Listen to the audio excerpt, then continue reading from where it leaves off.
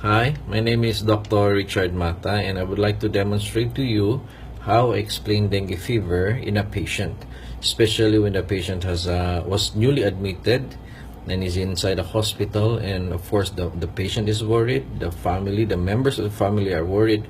So how do I explain dengue fever in a very simple way, so that their worries will decrease, and at the same time I will be able to teach them what to monitor so that the severity will be prevented.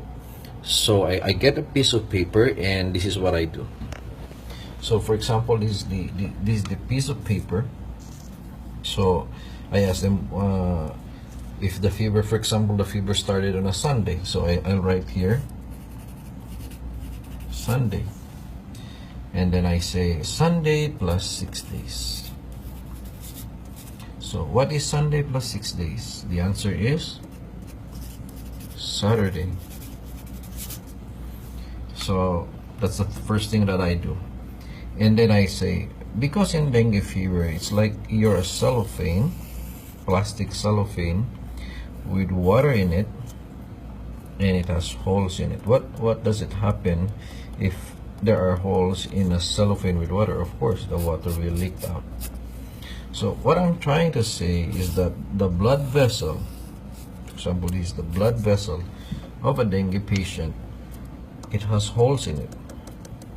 That's what we call plasma leakage. The blood vessel has holes in it. So because platelets are very small in sizes, it goes out through those holes. So that's what comes out, the platelets. So the reason why the platelets decreases is because the blood vessel has holes. It's like your holes has thousands of pinpoint holes everywhere, all over the body. So imagine that the platelets are going out. The second thing that comes out from those holes is the water. So there are two things that goes out through these holes, tiny holes, the platelets and the water.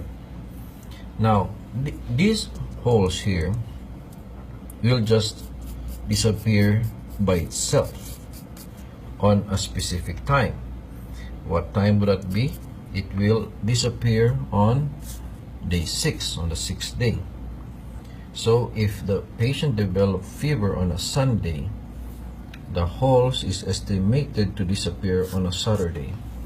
So why 6 days? Well, it's the normal healing time of a patient. Say for example, you have a I have a wound like here on my face, and then you apply medicine, even the best medicine. You apply, for example, papaya leaves, if that's what you think. Do you think the wound will disappear tomorrow? Of course not. The next day, you know the wound will still be there. But after 6 days, we all know that the wound will just heal by itself. So that's the normal healing period. You cannot rush healing. There's a time for healing. So that's what the healing time needs. Number 2, the same way with a viral infection. Dengue is a virus. A virus comes in and usually stays around 6 to 7 days, and it goes out.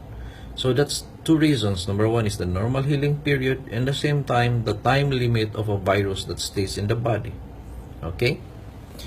So going back to the picture, if the Sunday started with a fever for 6 days, then by Saturday the holes will again decrease. That means if the platelet of the patient, for example, is 150, if it's not yet Saturday or the 6th day, naturally it will drop to 90, then the next day will be around 65, for example, then around 45, meaning the platelet really decreases every day until the 6th day, which is the Saturday. Then after the 6th day, it's gonna do a U-turn. It's gonna go up. So for example, 45, again it revises to 50, then goes to 60 gradually. That's the pattern of a platelet. in dengue. It only drops for 6 days, then it does a U-turn by the 6th day. Okay, so the problem actually is not the platelets. Why? Because the platelet will just go down and then will do a U-turn on the 6th day. That's the reason why there are many herbals or plants like papaya in our country, tawa-tawa, or many other herbals that they thought is the cure, but it's not really the cure, because it's really natural that the platelet will increase on the 6th day. So because they don't know that, they thought it was the herbals that they were giving that the one that increased, but it's a natural increase actually. The thing here is this: the water. If the platelet decreases every day, which is natural, until day 6, and the water decreases as well, which we call dehydration, because as we know, water goes out from the blood vessels. If the patient develops dehydration, that where is the danger, because dehydration will cause injury to your intestine, which will cause ulcer formation. Now, if you have an ulcer formation, you'll start to bleed from your intestine, like you're gonna vomit blood, or in the stool you have blood. And because the platelet is low, there will be a severe bleeding. But if there was no dehydration, then there will be no ulcer formation. Therefore, even if the platelets are low, there will be no severe bleeding, because there was no formation of ulcer, which was triggered by a dehydration.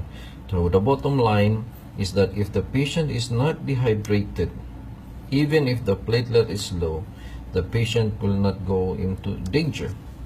Other problems of dehydration is, of course, kidney failure and sudden shock because of lack of water. So bottom line, dengue is a dehydration disease. It's like diarrhea. You focus here. Many people focus here and they forgot this one. That's why many people die of dengue fever. Now, you may ask, how will I know if I'm dehydrated or not? Well, the easiest answer is this: urine. If you always urinate at least less than 4 hours with a clear urine, you're gonna survive dengue fever. So meaning, if you are hydrated properly, you will be urinating around 2 hours or even less, 3 hours. But if you're urinating 5 or 6 hours, there's a sign. I'm not saying that you're already dehydrated, but it is proper that should be ahead of it. And the same thing, if the urine color is clear, transparent yellow, that's a good color. But if it's dark yellow or orange or almost brown, that's already a sign of dehydration. So bottom line, it's not a worry if the platelet decreases, as long as you're always urinating. So the same way in this picture, even if the cellophane leaks with water, if you can give enough water coming in more than the water coming out, you will achieve a balance.